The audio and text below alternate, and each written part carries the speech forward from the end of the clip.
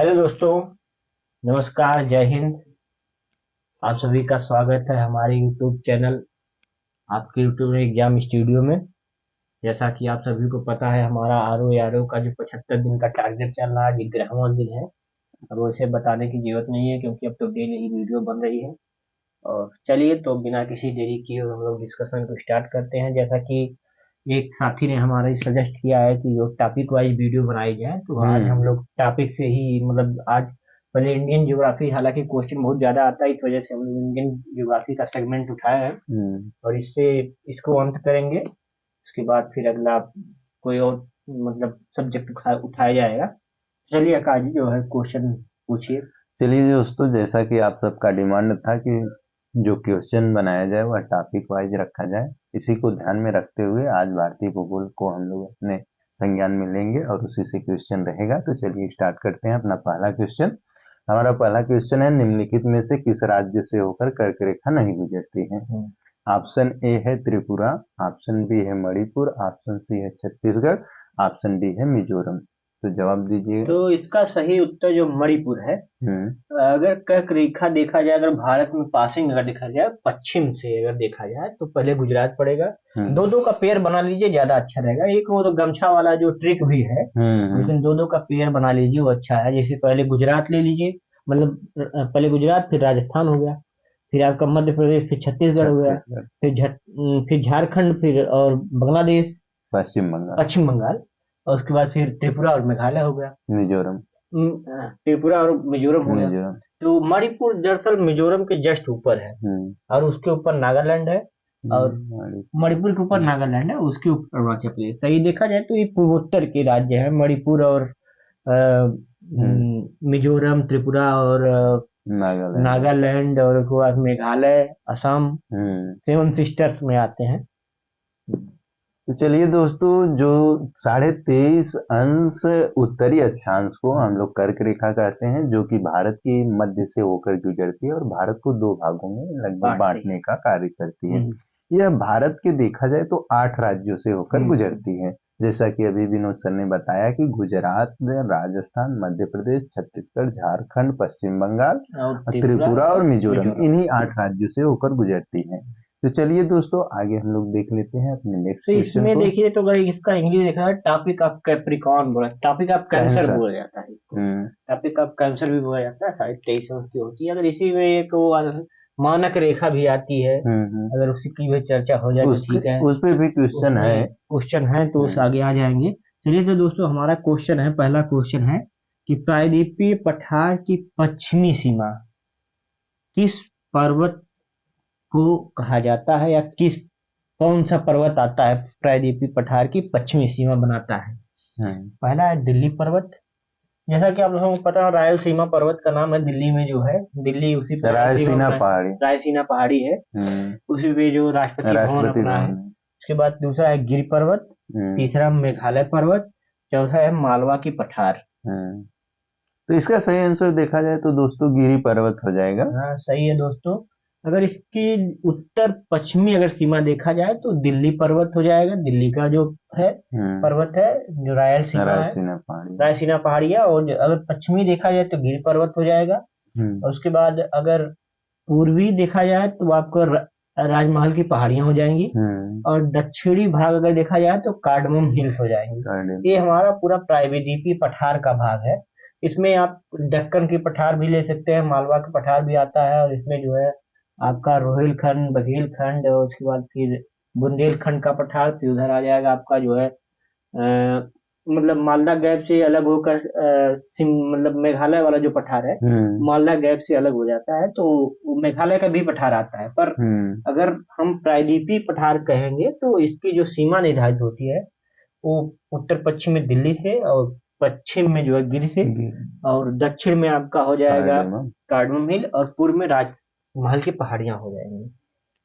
तो और इसके बाद अगर देखा जाए तो जो हमारे इसी प्रकार से जो हमारे बीच में जो इनके जो पर्वत है, अगर दक्कन का पठार अगर देखा जाए तो एक एक तरफ से आपका पश्चिमी घाट है, हम्म। दूसरी तरफ से पूर्वी घाट है, पूर्वी। और बीच में इन दोनों जहाँ मिलते हैं उसको नीलगिरी पर्वत नीलगिरी कहते हैं, पर्वत। नीलगिरी मिलते हैं। चलिए दोस्तों, तो फिर अगले क्वेश्चन की तरफ बढ़ते हैं। चलिए दोस्तों, नेक्स्ट क्वेश्चन देख लेते हैं। ये भी कर्क रेखा पे ही आधारित है। निम्नलिखित में से कौन सा भारतीय राज्य कर्क रेखा के उत्तर में स्थित है? ऑप्शन ए है झारखंड, ऑप्शन बी है मणिपुर, ऑप्शन सी है मिजोरम, ऑप्शन डी है त्रिपुरा। तो इसका भी तो उत्तर वही है, मणिपुर। मणिपुर कर्क रेखा के उत्तर में है। अगर फिर से अगर कर्क रेखा की चर्चा की जाए तो इसमें 8 राज्य आते हैं। 8 राज्य से होकर कर्क रेखा गुजरती है।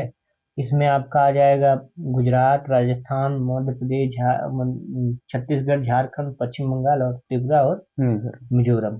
और मणिपुर जस्ट मिजोरम के ऊपर पड़ जाता है, तो वहां से कर्क रेखा नहीं गुजरती है।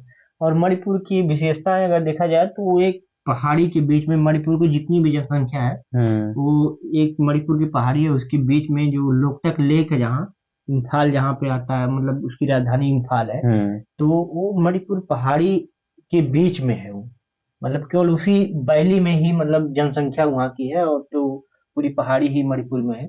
वहाँ पे लोकतक है ना, वहाँ पे एक मतलब केबुल लामजाओ नेशनल पार्क बहुत है, फेमस जिसको जो है। है हम कहते हैं तैरता हुआ नेशनल पार्क भी बोलते हैं।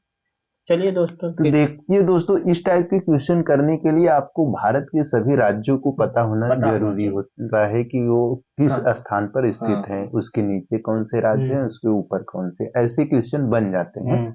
चलिए दोस्तों, नेक्स्ट क्वेश्चन देखते हैं अपने। चलिए दोस्तों, तो हमारा नेक्स्ट क्वेश्चन, चलिए हम भी कर्क रेखा से ही पूछ लेते हैं क्वेश्चन।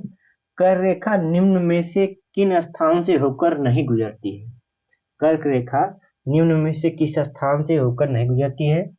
कृष्णनगर, दूसरा है उदयपुर, तीसरा है लहरदंगा, चौथा है भोपाल। तो इसका सही ऑप्शन देखा जाए तो दोस्तों भोपाल हो जाएगा। अब अगर देखा जाए दोस्तों, कर्क रेखा कई राज्य से तो हम जानते हैं, पर सिटी से भी होकर गुजरती है। शहर जैसे जस नगर एक सिटी है जो गुजरात में है, वहां से पर्टिकुलर जो कर्क रेखा गुजरे है। फिर कीर्तगढ़ करके एक शहर है जो राजस्थान में, उससे वो गुजरती है। फिर भोपाल के जस्ट ऊपर कर्क रेखा गुजर जाती है, भोपाल टच नहीं होता। उसके बाद आप देखिए तो रायपुर लगभग लगभग पास में ही पड़ जाता है। फिर कृष्णनगर जो है ये पश्चिम बंगाल में है। पश्चिम बंगाल का एक शहर है, उसके बीचों बीच से रेखा ही गुजरती है। फिर उदयपुर जो है, उदयपुर सब बहुत मोस्टली कम ही लोग बताएंगे कहाँ है, लेकिन ये त्रिपुरा में उदयपुर है, क्योंकि उदयपुर का नाम ही उस तरीके का है कि सब लोग उदयपुर करके एक राजस्थान में भी आता है, लेकिन उदयपुर ये जो त्रिपुरा में है उदयपुर। अब फिर उसके बाद भोपाल तो सभी लोग जानते हैं, भोपाल कहाँ भी बताया ही गया है। चलिए दोस्तों, तो फिर एक इसमें बहुत अच्छा क्वेश्चन बनता है कि जो झारखंड के रांची से होकर, ये रांची से एकदम बीचों बीच से होकर गुजरती है, ये भी क्वेश्चन बन जाता है। रांची जस्ट नीचे ही पड़ता है, अगर आप मैप में देखेंगे तो हल्का नीचे ही बनाया है रांची। चलिए दोस्तों, तो फिर नेक्स्ट क्वेश्चन की तरफ बढ़ते हैं। चलिए दोस्तों, अपना नेक्स्ट क्वेश्चन देख लेते हैं। हमारा नेक्स्ट क्वेश्चन है दोस्तों, भारतीय मानक समय निम्नलिखित स्थानों में से किसके समीप से लिया जाता है? ऑप्शन ए है इलाहाबाद नैनी, ऑप्शन बी है लखनऊ, ऑप्शन सी है मेरठ, ऑप्शन डी है मुजफ्फरनगर। तो इसका उत्तर होगा इलाहाबाद नैनी। भारत की अगर मानक सीमा रेखा देखा जाए तो 82.5 अंश है ईस्ट, 82.5 अंश ईस्ट है। ये 5 राज्यों से होकर गुजरती है। तो इसमें पहला राज्य आपका उत्तर प्रदेश हो गया, जो कि इलाहाबाद के नैनी से होकर गुजरती है। और उसके बाद फिर दूसरा झारखंड हो जाएगा। फिर झारखंड इसमें नहीं आता, झारखंड नहीं आता, तो मध्य प्रदेश, छत्तीसगढ़ और उड़ीसा, आंध्र प्रदेश, यही 5 राज्यों से गुजरती है। और देखा जाए तो मानक समय जो रेखा है, हमेशा किसी भी देश की मानक समय रेखा तो 7.5 अंश के मल्टीपल में रखी जाती है, क्योंकि उससे होता है कि हम जो कैलकुलेट करते हैं वो आसानी से कैलकुलेट करते हैं। जैसे अगर पाकिस्तान की देखा जाए तो वो 5 घंटे मतलब आधे घंटे आगे है भारत से। अगर आधा घंटा आगे है तो इसमें अगर कैलकुलेशन किया जाए तो लगभग कितना अंतर पड़ जाएगा? आधा घंटा का मतलब कितना अंश है? 1 घंटे का मतलब 15 अंश होता है, तो 7.5 अंश का मतलब 7.5 अंश ईस्ट, मतलब पाकिस्तान की हमारी मानक रेखा से डिफरेंस पड़ जाता है। जैसा कि हम लोग जानते हैं कि 1 घंटा जो 15 अंश का हम जो पार करेंगे देशांतर, तो जो है 1 घंटा होता है। 1 डिग्री 4 मिनट के बराबर, 1 डिग्री बराबर 4 मिनट के बराबर होती है। तो इसको मतलब 180 कुल मतलब डिग्री, एक अगर नॉर्थ देखा जाए तो 180 और साउथ देखा जाए तो 180, तो 180 360 हो जाती है, लेकिन एक तो 0 अंश है तो हम्म, उसको 361 हो जाएगा। लेकिन और 161 जो है, 180 जो ईस्ट है, 180 जो वेस्ट है, दोनों एक ही रेखा हो जाएगी, क्योंकि दोनों पूरी पृथ्वी गोल है। हम्म, दोनों एक ही रेखा हो जाएगी, इस वजह से उसको एक निकाल दें तो टोटली 360 ही रेखा होती है। हम्म। कुछ बताइए आप। देखिए दोस्तों, जो मानक समय रेखा होता है यह समय को निर्धारित करने हम्म। के लिए होता है। इसकी 0 डिग्री लाइन से एक देशांतर रेखा मान लिया गया है, जो इंग्लैंड के ग्रीनविच से विश्वास हो होकर जाए। गुजरती है, तो उसे ग्रीनविच मीन लाइन हम्म। कहते हैं। तो अगर यहाँ से देखा जाए तो भारत की जो मानक समय रेखा है वह 5.5 घंटा आगे है भारत हम्म। की। और जैसा कि अभी विनोद जी ने बताया कि यह भारत के 5 राज्यों से जो भारतीय मानक समय रेखा है होकर गुजरती है, जिसमें उत्तर प्रदेश, मध्य प्रदेश, छत्तीसगढ़, उड़ीसा और आंध्र प्रदेश, यही 5 राज्य आते हैं। हम्म। तो चलिए तो दोस्तों। इसको अगर इसको और भी देखा जाए तो अभी एक कॉन्सेप्ट चल रहा है इसका कि मानक समय रेखा इतनी आगे है 5.5 घंटा। हम्म, तो अगर देखा जाए तो देशांतर जो है ऊपर जाके मुड़ने लगता है। इस हम्म, वजह से हमेशा देखिए आपकी भारत की जो ये चौड़ाई है वो इस लंबाई ज्यादा रहती है पर है कम। इसी वजह से, क्योंकि जो ऊपर जाके जो देशांतर है कम होती जाती है। हम्म, और भारत की अगर देखा जाए तो अगर पूर्वी भाग देखा जाए जहाँ टिबुथु है, हम्म, वहां पहली बार सूर्य जो दिखाई देता है हमारे मतलब पूर्व से। और हम्म, गुजरात में जहाँ सूर्य मतलब देखा पश्चिमी जो हमारा है उसमें देखा जाए 2 घंटे का अंतर पड़ता है। तो हम्म, एक एक कॉन्सेप्ट आता है कि क्या भारत दो मानक समय अपना सकता है, दो मानक समय अपना सकता है ताकि 1 घंटा ही हो। लेकिन इस पे बहुत डिबेट अभी चल रहा है, क्योंकि अगर दो भारत अपनाए, दो मानक समय रेखा अगर अपनाता है भारत, इससे हो जाएगा कि एक कभी अभी उतने हमारी जो टेक्नोलॉजी उतनी अच्छी भारत में टेक्नोलॉजी का नहीं है जिसकी बात है। और दूसरी चीज ये है कि जो उतने लोग अभी शिक्षित नहीं है, तो हम्म, कभी कभार लोग कोई दूसरे ट्रेन में पहुंचा तो फिर उसकी 1 घंटा आगे घड़ी मिलाने के चक्कर में ट्रेन छूट गई, इंटरव्यू छूट गया किसी का। हम्म, इसी वजह से अभी, लेकिन जो पूर्वोत्तर के राज्य है वो मानक मोहन बागान टाइम, एक जो चाय बागानों में लागू होती है मोहन बागान टाइम, उसको फॉलो करते हैं उधर के लोग। हम्म, क्योंकि अगर 2 घंटा अगर पहले देखा जाए तो अगर गुजरात में अगर आपका 6 बजे सूर्य उदय हो रहा है तो मतलब वहाँ 4 बजे उदय हो चुका उदय है। हो चुका है। तो 4 बजे उदय है तो 4 बजे बजे बजते बजते जब यहाँ 6 बजे अस्त होगा, 4 बजते बजते वहाँ सूर्य अस्त हो जाएगा, तो 4 बजे तो ऑफिस बंद होगी। तो हम्म, इसका मतलब वो लोग जो ये कंसेप्ट आता है कि इसे जो लाइट एनर्जी सेविंग है, एनर्जी कैसे सेव किया जाए। तो इस वजह से वहाँ जो है टाइम मानक समय रेखा की बात चल रही है। हम्म, चलिए दोस्तों, तो अगली क्वेश्चन की तरफ बढ़ते हैं। मतलब हम्म, यदि ये क्वेश्चन हमारा है, यदि कोई व्यक्ति दक्षिण से उत्तर की तरफ आता है तो वह किस किस परिवर्तनों को देखता है। पहला है दिन और रात में घंटे का फर्क हो जाता है। दूसरा है जलवायु में परिवर्तन। तीसरा है डाइवर्सिटी मतलब जैव विविधता में परिवर्तन, जैव विविधता कम हो जाती है। या हम्म। सभी सही है। नहीं, तो इसका देखा जाए तो सभी सही है।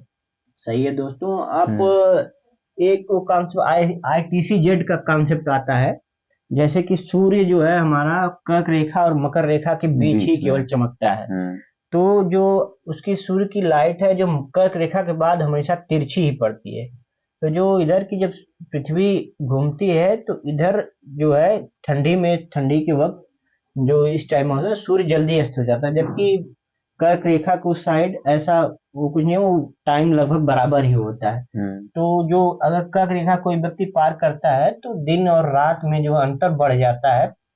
ठंडी में कुछ और दिन और रात में अंतर होगा और गर्मी में कुछ और दिन और रात में, कर्क रेखा के उत्तर की तरफ। हम्म। और कर्क रेखा के दक्षिण की तरफ लगभग सेम ही सेम होता है। बना रहे। और दूसरा चीज जलवायु में परिवर्तन, तो आप जैसा कि हम सभी लोग जानते हैं कर्क रेखा के उत्तर में जो है सब ट्रॉपिकल मतलब समशीतोष्ण जलवायु होती है, जबकि इस सब कर्क रेखा के जो दक्षिण में आपको उष्ण कटिबंधीय उष्ण जलवायु होती है। कटिबंध। और जैव विविधता में जैसा कि हम जानते हैं कि जहाँ बारिश ज्यादा होती है या फिर आपकी ह्यूमिडिटी ज्यादा होती है, हम्म, उधर जैव विविधता पेड़ पौधे, क्योंकि ह्यूमन सेटलमेंट बहुत कम हो पाता है, इसी वजह से आप देखेंगे कि हमारा जो पश्चिमी घाट है काफी हॉट, इसको हॉट स्पॉट भी हॉट कहा जाता स्पॉट है इसी माना वजह से। जाता है। हॉट स्पॉट और काफी अधिक जैव विविधता विविधता है। है वहाँ पे।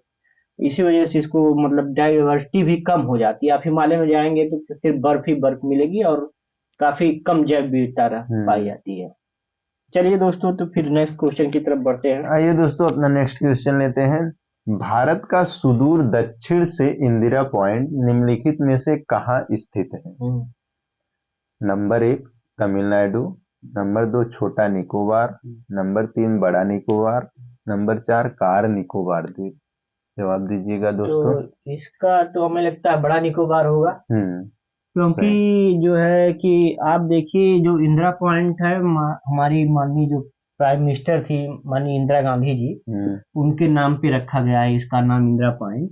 और भारत का अगर विस्तार देखा जाए तो यह अब ये तो इसका जो इंदिरा पॉइंट है ये तो अब डूब चुका है, हाँ, क्योंकि 2004 में जो सुनामी आई थी उसमें जो काफी जो क्षति हुआ अंडमान निकोबार का, तो उसमें ये डूब गई। तो अब तो इसका जो पहले 6.4 थी, 6.4 पे था, अब इसका जो है भारत का जो विस्तार है 8.4 से मतलब 37 पॉइंट तमिलनाडु 37.6 तक हो गया है। तमिलनाडु कन्याकुमारी से लेकर इंदिरा काल मतलब जो ऊपर जम्मू कश्मीर इंदिरा काल पड़ता है वहां तक हो गया है, तो ये डूब चुका है। और इसके बाद अगर देखा अंडमान निकोबार को अगर दो भागों में डिवाइड किया, अंडमान निकोबार 10 डिग्री चैनल जो है इनको डिवाइड करता है अंडमान निकोबार को। और इसकी विस्तार तो आप कुछ बताइए आप भी इसके बारे में। ये दोस्तों जो हमारा दक्षिणतम बिंदु इंदिरा पॉइंट है उसे पहले पार्सन पॉइंट या पिग्मेलियन पॉइंट के नाम से भी जानते हैं। जब 2004 में सुनामी आई थी तो यह वर्तमान समय में डूब चुका है। जैसा कि विनोद जी ने बताया कि अंडमान और निकोबार के मध्य में 10 डिग्री चैनल होती है जो इसे अलग करता है। तो इसके बाद देखा जाए कि दोस्तों जो हमारा मुख्य भूमि होता है वह तमिलनाडु के कन्याकुमारी में जो 8 डिग्री 4 मिनट से होता है, और उसका दक्षिण उत्तरतम बिंदु देखा जाए भारत का तो जो इंदिरा काल है वह जम्मू कश्मीर में 37 डिग्री 6 मिनट पे है। अगर इसी प्रकार हम पूर्वी और पश्चिमी बिंदु का भी करें तो अरुणाचल प्रदेश किबुथु है, उसको हम 97 पॉइंट समथिंग है उसका करके 97.25, और पश्चिमी बिंदु में तो गौर माता है जो आपका 68 पॉइंट समथिंग है, 7 है। तो देखा जाए तो भारत का जो पूर्वी विस्तार है मतलब पूर्वी और पश्चिमी विस्तार और उत्तर और दक्षिणी विस्तार लगभग बराबर है, केवल 200 किलोमीटर का अंतर लगभग बनता है, क्योंकि 2900 जो है। अगर देखा जाए तो दोस्तों की जो पूर्वी विस्तार है गौर माता से होकर किबुथु तक देखा जाए तो 2933 किलोमीटर है, और जो कन्याकुमारी से लेकर जम्मू कश्मीर में इंदिरा काल तक है वो 3214 किलोमीटर तक है। तो यही 700 कुछ या 228 200 होगा ना, मतलब 32 से है 281 किलोमीटर लगभग अंतर आ जाता है, 281। चलिए दोस्तों, तो फिर अगले क्वेश्चन की तरफ बढ़ते हैं। तो हमारा क्वेश्चन निम्न में से क्या सही है? पश्चिमी घाट की ऊंचाई पूर्वी घाट से अधिक है। फिर से क्वेश्चन सुनिएगा, निम्नलिखित में से क्या सही है? पश्चिमी घाट की ऊंचाई पूर्वी घाट से अधिक है। फिर दूसरा है महादेव की पहाड़ी पश्चिमी घाट की एक महत्वपूर्ण पहाड़ी है। इसमें एक सही है, दो सही है, दोनों सही है, इनमें से कोई नहीं सही है। अगर इसका देखा जाए तो दोस्तों पहला सही है। सही है दोस्तों, क्योंकि अगर भारत को देखा जाए तो भारत पश्चिम में ऐसे है, मतलब उठा हुआ है, तो जो पश्चिमी घाट है कंटिन्यूअस है और उसकी पहाड़ियां ऊंची भी है। अगर देखा जाए तो अगर इसका नॉर्थ से उत्तर मतलब दक्षिण की तरफ देखा जाए, उत्तर से दक्षिण की तरफ, तो उत्तर में नीचा है, जबकि दक्षिण में इसकी लंबाई मतलब ऊंचाई धीरे धीरे बढ़ती रहती है। इसी के क्रम में आपका जो अन्नामलाई है, जो अनाईमुंडी चोटी अन्नामलाई पर्वत पे सबसे ऊंची चोटी दक्षिण भारत की रहती है जो पश्चिमी घाट में है। उसके बाद डोडा बेटा जो नीलगिरी में है। और पश्चिम अगर पूर्वी घाट की बात किया जाए तो ये जो है काफी जो है डिसकंटिन्यूअस मतलब सतत नहीं है, क्योंकि इससे होकर बीच बीच में से नदियां काफी नदियां, जैसे आपकी महानदी हो गई, गोदावरी हो गई, फिर कृष्णा, फिर कावेरी, फिर पेन्नार, बहुत सारी नदियां जो है इसको काटती गई बार बार। और ये इस तरह से होने की वजह से जिसका जो जल विभाजन है वो पश्चिमी घाट बनता है।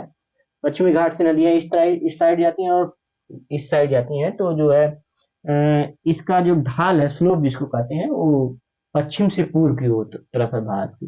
इस वजह से जो पश्चिमी घाट है वो ऊंचा है और दक्षिणी घाट जो पूर्वी घाट है वो नीचा है। और दूसरा हमारा था महादेव की पहाड़ियाँ। पश्चिमी घाट की एक महत्वपूर्ण पहाड़ियाँ थी, डेफिनेटली ये गलत है, क्योंकि महादेव की पहाड़ियाँ जो सतपुड़ा रेंज की पहाड़ियाँ हैं और ये पश्चिमी घाट पे नहीं आती हैं। उसके बाद मैकाल रेंज आपका आएगा, उसके बाद फिर पूर्वोत्तर राजमहल हिल आ जाएगी, उसके बाद फिर आपका ये दंडकारायण की पहाड़ियाँ, फिर नल्ला माला, ये सब की पहाड़ियाँ आ जाती, पश्चिमी घाट स्टार्ट हो जाएगा वहाँ पे। ये सतपुड़ा की पहाड़ी है, महादेव हिल जो है। चलिए दोस्तों अगले क्वेश्चन की तरफ बढ़ते हैं। चलिए दोस्तों नेक्स्ट क्वेश्चन देख लेते हैं।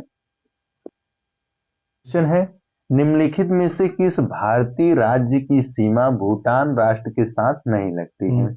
ऑप्शन ए है सिक्किम, ऑप्शन बी है मेघालय, ऑप्शन सी है अरुणाचल प्रदेश, ऑप्शन डी है पश्चिम बंगाल। तो इसका उत्तर मेघालय हो जाएगा, क्योंकि अगर भूटान देखा जाए तो ये जस्ट मतलब एक, अगर नीचे से मतलब बंगाल की खाड़ी से हम बढ़े अगर ऊपर, तो हमारा इधर पश्चिम बंगाल है, फिर बांग्लादेश है, फिर जस्ट बांग्लादेश के ऊपर आपका जो भारत पड़ता है, भारत में मेघालय पड़ जाएगा, फिर उसके बाद असम पड़ेगा, तब फिर भूटान पड़ता है। अगर भूटान के चारों तरफ का अगर देश देखा जाए तो भूटान एक तरीके से जो है लैंड लॉक कंट्री है, क्योंकि इसका जो किसी भी सीमा का जल से संबंध नहीं है। तो इसमें अगर इसके चारों को सीमा जाए तो उत्तर में जो इसके तो पूरा चाइना हो गया, फिर इसके चारों तरफ से मतलब 3 तरफ से भारत है। तो अगर इसके जो पश्चिम में देखा जाए तो आपका सिक्किम हो गया, उसके जस्ट नीचे आपका जो पश्चिम बंगाल पड़ जाएगा। फिर जस्ट अगर आपका दक्षिण में देखना हो तो इसका जो है पड़ जाएगा आपका असम। फिर अगर इसके पूर्व में देखा पड़ जाए तो अरुणाचल प्रदेश पड़ जाएगा। तो इस तरीके से अगर देखा जाए तो इसमें जो है आपकी जो है ये मतलब मेघालय जो है इसकी सीमा से टच नहीं होता। अगर इस भारतीय सीमा से इसकी जो लंबाई देखा है तो लगभग 166 किलोमीटर, 166 किलोमीटर ना 166 किलोमीटर शायद लंबाई इसकी है, इतना ही है। 166 किलोमीटर इसकी मतलब भारतीय सीमा से सीमा है इसकी, नहीं 699। अच्छा 699 है, 100 सॉरी हमें तो 6 अफगानिस्तान का याद आ रहा हाँ 106 किलोमीटर जो अफगानिस्तान जो पीओके में है, अफगानिस्तान में भाग वाला उसको पड़ता है। चलिए दोस्तों इस टाइप के क्वेश्चन को जानने के लिए दोस्तों मैपिंग अच्छी तरह से आनी चाहिए, क्योंकि ऐसे क्वेश्चन बनते हैं कि मम्यार से सीमा भारत के कौन कौन से लगते हैं, नेपाल से कौन कौन लगते हैं, और इस समय अगर देखा जाए चाइना से कौन लगते हैं, पाकिस्तान से कौन लगते हैं। अगर देखा जाए मम्यार से देखना हो तो दोस्तों तो इधर अरुणाचल प्रदेश लग जाता है, नागालैंड लग जाता है, मणिपुर लग जाता है और मिजोरम लगता है। ये 4 राज्य हुए। 4 राज्य हुए। इसके लिए आपको पिक्टोरल मेमोरी डेवलप करनी। पिक्टोरल मतलब आप आंख बंद करके आप देख सकते हैं कि हाँ यहाँ पे आपका मणिपुर है, फिर यहाँ पे आप नागालैंड है, फिर यहाँ पे जो है आपका अरुणाचल प्रदेश है, फिर यहाँ नीचे आ जाएंगे क्रम से। अगर आप एक तरीके से अगर पिक्टोरल मेमोरी अगर डेवलप कर लेते हैं तो आपको फिर मैपिंग की आवश्यकता उतनी नहीं पड़ेगी, लेकिन मैप तो बहुत जरूरी है, आपको मैपिंग तो करनी ही है विदाउट, क्योंकि आपको रटना पड़ेगा ये सब। आप मैप के साथ रटिए या फिर आप कॉन्सेप्ट बनाइए। इस सोचिए कि बिना मैप देखे हम फैक्ट से रट लें तो कितने दिन आप चल पाएंगे। चलिए दोस्तों फिर अगले क्वेश्चन की तरफ हम बढ़ते हैं। अगला क्वेश्चन हमारा है कि निम्नलिखित में से क्या सही है। पहला क्वेश्चन है, कर्क रेखा के उत्तर का भाग दक्षिण के भाग से लगभग दोगुना है। पहला हमारा क्वेश्चन ऑप्शन सुनिए, कर्क रेखा से उत्तर का भाग दक्षिण के भाग से लगभग दोगुना है। दूसरा है, भारत की कुल तट रेखा 7516.6 किलोमीटर है। तो इसमें एक सही है या दूसरा सही है या दोनों सही है, इनमें से कोई नहीं सही। अगर इसका देखा जाए दोस्तों तो दूसरा सही है।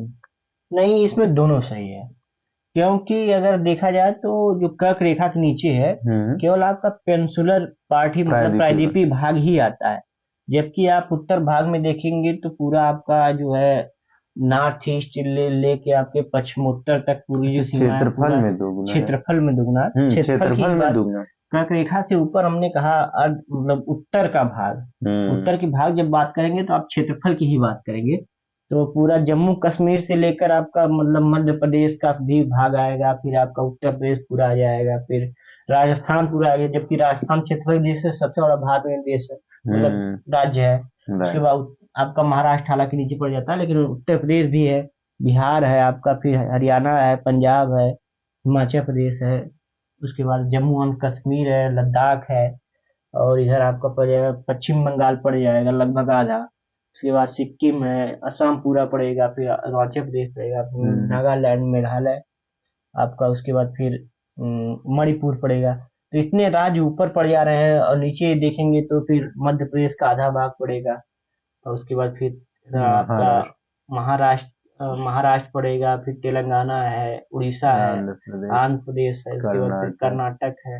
ये सब तमिलनाडु, मतलब केरल, गोवा। केरल, गोवा ऐसे ही पढ़ते हम्म रहेंगे। चलिए दोस्तों, तो फिर अगले क्वेश्चन की तरफ बढ़ते हैं। अगर देखा जाए तो जो अभी तटीय भाग की आपने बात हम्म। की है कि 7,516 हम्म। दशमलव कुछ किलोमीटर, हम्म। तो ये पूरा जो द्वीपी भाग अपना पूरा है, लेकर, हाँ पूरा पूरा लेकर लेकर है। अगर वैसे केवल तटीय भाग देखा जाए हम्म। तो 6100 किलोमीटर पड़ता है। 100 किलोमीटर पड़ेगा। चलिए दोस्तों, नेक्स्ट क्वेश्चन देख लेते हैं अपना। हमारा नेक्स्ट क्वेश्चन है, नेपाल के पड़ोसी भारतीय राज्यों का युग्म है, हम्म। कौन कौन सा जुड़ा है?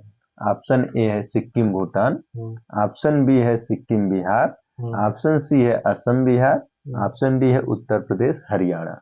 तो इसमें जो है सिक्किम और बिहार का ऑप्शन सही होगा। हम्म इसमें भी आपका वही पिक्टोरियल मेमोरी का मामला आ रहा है। अगर आपको बढ़िया से मैपिंग आ रही है तो आप ऐसे क्वेश्चन बहुत आसानी से कर कर लेंगे। सकते हैं। अगर आप नेपाल के भारतीय राज्यों की अगर बाउंड्री देखें, तो अगर उत्तर से आप चलेंगे तो पहले उत्तराखंड पड़ जाएगा, क्योंकि हिमाचल की बाउंड्री नहीं लगती है नहीं। हिमाचल प्रदेश की। तो आप उसके बाद उत्तराखंड के बाद उत्तर प्रदेश, फिर बिहार, फिर यहाँ सबसे बड़ा मामला ये फंसता है कि पश्चिम पश्चिम बंगाल। बंगाल का। पश्चिम बंगाल की सीमा नेपाल से लगती है और भूटान से भी लगती है। उसके बाद फिर आपका सिक्किम पड़ जाएगा। सिक्किम। कभी कभी ऐसे क्वेश्चन पूछते हैं, किस राज्य की सीमा अंतरराष्ट्रीय चार चार या तीन या चार देशों, दो या तीन से चार देशों से लगती है। इसमें जैसे आपका पश्चिम बंगाल एक देश है, पश्चिम बंगाल एक राज्य है, इसका 3 देशों से सीमा लगती है। जैसे आपको भूटान हो गया, नेपाल हो गया, बांग्लादेश। इसी प्रकार से आपका अरुणाचल प्रदेश हो गया, अरुणाचल प्रदेश की 3 देशों से सीमा लगती है आपकी। उसके बाद फिर आपका इधर हो गया तो चाइना हो गया, चाइना की तो कई से लगती है। जैसे आपको जम्मू का मतलब हिमाचल प्रदेश हो गया, फिर उत्तराखंड हो गया, फिर आपका सिक्किम हो गया, फिर आपका इधर हो गया अच्छा, चार चार राज्यों से लगती है। और एक यूनियन टेरिटरी से एक यूनियन टेरिटरी लग रही है, लद्दाख। लद्दाख। और उसके बाद अगर पाकिस्तान की देखें तो पाकिस्तान की लगभग 3 से लगती है। जब जब से Jammu and Kashmir union territory बना है, तो आपका गुजरात हो गया, राजस्थान हो गया, उसके पंजाब हो गया, 3 राज्य से उसकी भी लगती है। और जम्मू कश्मीर टेरिटरी हो गया। ये तो 4 राज्यों से इसकी होती थी, और उसकी 5 से होती थी। चलिए दोस्तों, कुछ और बताएंगे इस पर? नहीं, नेक्स्ट क्वेश्चन ले लेते हैं। चलिए नेक्स्ट क्वेश्चन की तरफ बढ़ते हैं दोस्तों। दक्षिण के अनाज का कटोरा किस नदी के डेल्टा को कहते हैं? दक्षिण के अनाज का कटोरा किस नदी के डेल्टा को कहते हैं? महानदी डेल्टा, कृष्ण नदी डेल्टा, फिर कावेरी डेल्टा, फिर गोदावरी डेल्टा। तो इसका सही ऑप्शन देखा जाए दोस्तों, कृष्णा की डेल्टा जो है। हाँ सही है दोस्तों, सही हो जाएगा। कृष्णा नदी का जो डेल्टा है वो काफी उपजाऊ है। मतलब उधर की पश्चिमी घाट के तो सारे डेल्टा, लेकिन जो तुंगभद्रा और कृष्णा का दोआब है, उसके लिए आप हिस्ट्री में भी पढ़ेंगे तो बहुत मारा मारी थी। पहले जो विजयनगर और बहमनी राज्य में उसकी मारा मारी थी, फिर उसी को विजय में जो वाकाटक डायसीवाद छुआंकू और पल्लव राज्य के बीच में काफी मारा मारी थी। फिर उसी पे चोल और पांड्य को लेकर भी बहुत वो थी, मतलब लड़ाई थी। मतलब राजपूत की उसके लिए भी लड़े, सातवाहन लड़े उसके लिए। मतलब बहुत उपजाऊ क्षेत्र है वो। विजयनगर तो वहीं पे बसा ही था।